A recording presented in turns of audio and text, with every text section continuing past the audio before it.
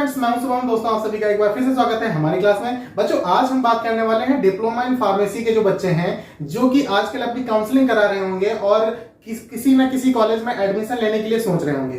तो दोस्तों, हम बात ये करने वाले हैं कि कई बच्चों की कॉल्स आई कि सर, मैं यूपी बोर्ड से हूं, डिप्लोमा इन फार्मेसी जो होता है वो इंग्लिश में होता है, मैं कैसे पास कर पाऊंगा। लोगों की सुना है बैक बहुत ज्यादा लग जाती है और एग्जिट एग्जाम होता है। तो ये डिफरेंट तरीके के आप लोगों के अंदर जो है फियर है ना, डर का भाव पाया जा रहा है। तो यार, डरने की जरूरत नहीं है, ठीक है। ये जो आपके आस पड़ोस के लोग हैं, ठीक है, ये आपको डरा रहे हैं। ज्यादा लोगों से सलाह लेने की जरूरत नहीं है। जो आपकी जिंदगी में ज्यादा मायने रखते हैं, आप उन पर ध्यान दीजिए, है ना। उनके माध्यम से आगे की चीजों को करने की कोशिश करें। जो एजुकेटेड लोग हैं उनसे बात कीजिए। यूट्यूब पर बहुत सारा मटेरियल पड़ा हुआ है, आप उसको सर्च कीजिए कि यार ये आखिर हम कर सकते हैं नहीं कर सकते हैं। तो दोस्तों, आज हम बेसिकली आपके इस फियर को, इस डर का इलाज करने के लिए चल रहे हैं और आपको डेफिनेटली पूरा हम बायोडाटा बताएंगे कि आखिर डिप्लोमा इन फार्मेसी की औकात क्या है, ठीक है। और जो बच्चे ये बोल रहे हैं कि डिप्लोमा इन फार्मेसी में सपोज आपको सीट मिल गई है, आपके दोस्त को नहीं मिली है, फिर वो आपको डिमोटिवेट कर रहा है कि देखो यार, डिप्लोमा इन फार्मेसी बहुत लोग किए हुए हैं, है ना। लाइसेंस 5,000 रुपए 4,000 रुपए केवल उस पर मिल रहे हैं, या 20,000 25,000 रुपए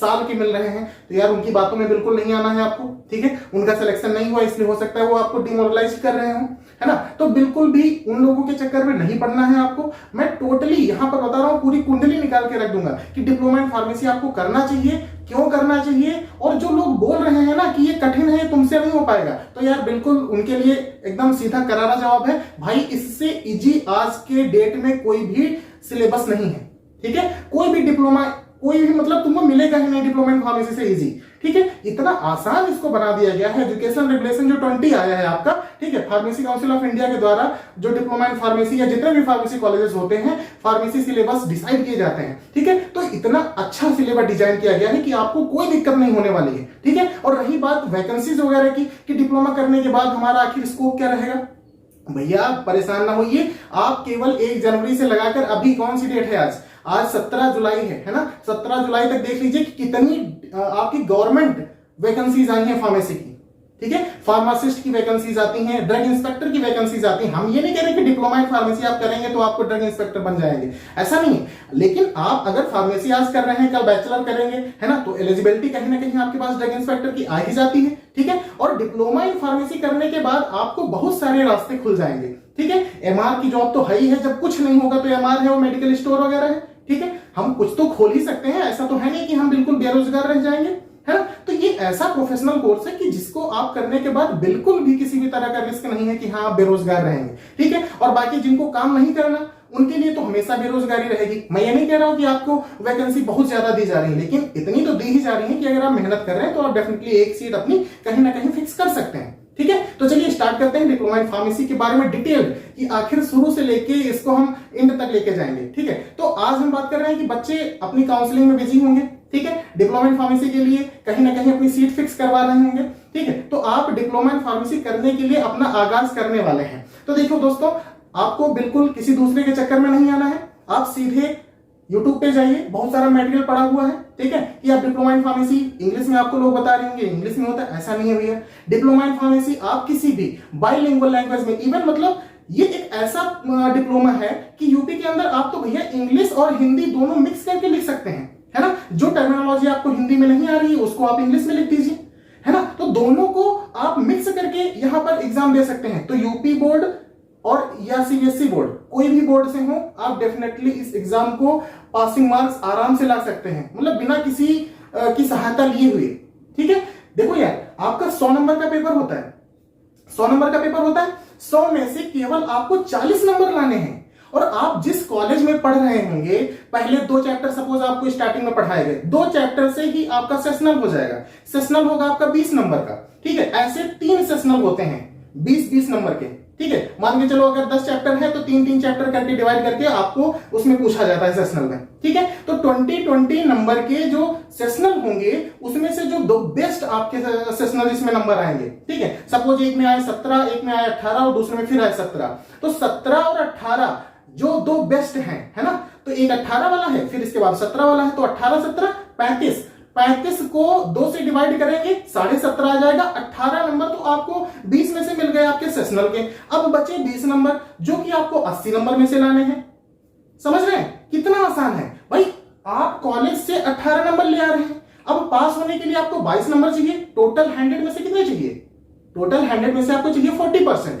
ठीक है, 18 नंबर आपको सेशनल कॉलेज से मिल गए, जो कि मिल ही जाएंगे आपको। भाई 2 चैप्टर में से क्वेश्चन आ रहा है तो आप बिल्कुल कर लेंगे उनको। ठीक है, इतना कोई डिफिकल्ट सिलेबस नहीं है इसका। ठीक है, जो आपने इंटर में पढ़ा है आधी चीजें तो वो है। ठीक है, और बाकी जो मेडिसिन से है तो आप पढ़ाया जाएगा, आपको लिखाया जाएगा, तो आप इतना तो कर ही लेंगे। ठीक है, तो 22 नंबर आपको यार 80 नंबर में से कैसे नहीं आएंगे? डेफिनेटली आ जाएंगे। जो उसमें ऑब्जेक्टिव क्वेश्चंस होते हैं आपके, उसी में से नंबर आ जाएंगे। 2 4 10 जो नंबर के लॉन्ग आंसर क्वेश्चंस होते हैं उसमें कुछ लिखेंगे, 2 2 4 4 नंबर उसमें आ जाएंगे। यार 22 नंबर लाना कौन सी कठिन बात है? ठीक है, तो 22 18 40 आप पास हो गए। डरने की जरूरत है? बिल्कुल भी नहीं है। ठीक है, और ये केवल फर्स्ट ईयर वालों के लिए नहीं, सेकेंड ईयर में भी ऐसा ही है। मैंने ऐसे ऐसे बच्चे देखे हैं जो पूरे साल कुछ नहीं किए हैं, और जो मैंने क्रैश कोर्स चलाता हूं मैं, अक्सर होता है एग्जाम, बोर्ड एग्जाम जो आपके आते हैं तो 45 डेज का क्रैश कोर्स चलाते हैं। ठीक है, उसमें केवल पार्टिसिपेट करके और बच्चों ने अच्छे अच्छे नंबर अचीव किए, है ना। मैं आपको डिस्क्रिप्शन में उनके नाम वगैरह, उनके जो सर्टिफिकेट्स है वो दिखा दूंगा।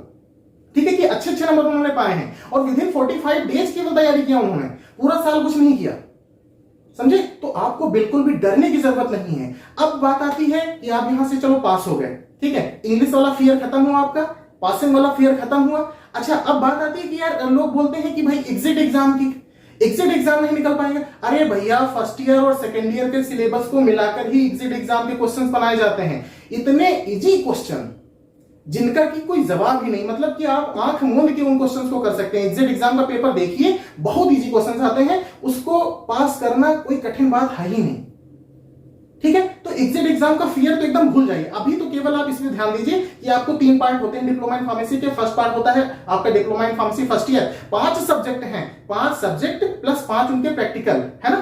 तो 10 टोटल मिलाकर हैं आपकी चीजें। ठीक है, जिसमें से 5 थ्योरी हो जाएंगे, 5 आपके प्रैक्टिकल हो जाएंगे। ठीक है, दूसरे में आएंगे तो उसमें 6 सब्जेक्ट हैं, 6 थ्योरी वाले हो जाएंगे और 5 प्रैक्टिकल हो जाएंगे। बिल्कुल आसान सिलेबस है। 2 ये हो गए पार्ट, और तीसरा पार्ट आपका होता है 500 आवर्स की आपकी हॉस्पिटल ट्रेनिंग। ठीक है, या 3 महीने की जो हॉस्पिटल ट्रेनिंग होती है। तो ये 3 पार्ट आपके डेफिनेटली बिना किसी डाउट के एकदम मान के चलिए, जिस तरह से मैं कॉन्फिडेंट हूं उसी तरह से आप भी हो जाएंगे। आप केवल एक बार एडमिशन लीजिए। ठीक है, बिल्कुल भी स्कोप की चिंता ना कीजिए। तीनों चीज ये हो गई आपकी, फिर एग्जिट एग्जाम की बारी आती है। एग्जिट एग्जाम आपका यूं हवा में निकलेगा। ठीक है, बिल्कुल भी इसमें टेंशन नहीं लेना। जो 2 साल आपने पढ़ा है बस वही आपको लिखना है। वहां पे लिखना क्या मतलब, ऑब्जेक्टिव क्वेश्चंस होंगे, आपको टिक आउट करना है। ठीक है, तो आराम से याद हो जाएगा, बिल्कुल भी टेंशन लेने की जरूरत नहीं। अब बात आती है स्कोप की। तो भैया हमने बताया ना आपसे कि 1 जनवरी से लेके अभी तक के आप देख लीजिए कितनी वैकेंसीज आई हुई हैं। मैं बता रहा हूं आपको, मैंने 2018 में डिप्लोमा इन फार्मेसी पास किया था। ठीक है, फिर मैंने सैफई मेडिकल कॉलेज में बैचलर फार्मेसी किया। बैचलर फार्मेसी करने के दौरान मेरी एक गवर्नमेंट जॉब लगी वेयर हाउस में। ठीक है, उसको मैंने छोड़ दिया क्योंकि मैं ग्रेजुएशन कर रहा था अपनी। इसके बाद में ग्रेजुएशन में अपीयरिंग नहीं था, है ना, मतलब फाइनल ईयर में था, और मेरा यूपीआरएल उत्तर प्रदेश राज्य विद्युत उत्पादन निगम लिमिटेड में वैकेंसीज आई थी, केवल 17 वैकेंसी आई थी। ठीक है, अगर आपने 2 साल मेहनत करके पढ़ाई की है तो डेफिनेटली आपको कोई रोक नहीं सकता। ठीक है, क्योंकि क्या होता है एक्चुअली, भीड़ बहुत होती है, लेकिन उसमें से जो सिलेक्शन मटेरियल होते हैं ना, वो केवल 10% लोग होते हैं, और सीट उतनी तो होती ही होती है ना। तो एक सीट पे ज्यादा बंदों की लड़ाई नहीं है। अगर आपने थोड़ा सा केयर कर लिया तो आपको डेफिनेटली जॉब मिल जाएगी। ठीक है, तो मैं बता रहा हूं बैचलर फार्मेसी के फाइनल ईयर में मैं था और मुझे गवर्नमेंट जॉब मिल गई। ठीक है, इस समय मैं कानपुर में उत्तर प्रदेश राज्य विद्युत उत्पादन निगम लिमिटेड में पोस्टेड हूं। ठीक है, और उसके साथ साथ आपने देखा होगा मेरी वीडियोस वगैरह बड़ी हैं। हालांकि यूट्यूब पे मेरी वीडियोस बहुत कम है, मैं पेड क्लासेस चलाता था ज्यादा, ऐप पे मेरी ज्यादा वीडियोस थी। अब मैं स्टार्ट करने वाला हूं फिर से इनको। ठीक है, तो अगर आपको मेरा कंटेंट पसंद आता है तो आप मेरे साथ तैयारी कर सकते हैं। मतलब कि आपको डिप्लोमा इन फार्मेसी पास करवाने से लेके आपको कंपटीशन बीट करवाकर आपको एक गवर्नमेंट जॉब दिलाने के लिए ये मेरी पूरी जिम्मेदारी है। ठीक है, मैं आपका साथ नहीं छोड़ने वाला हूं।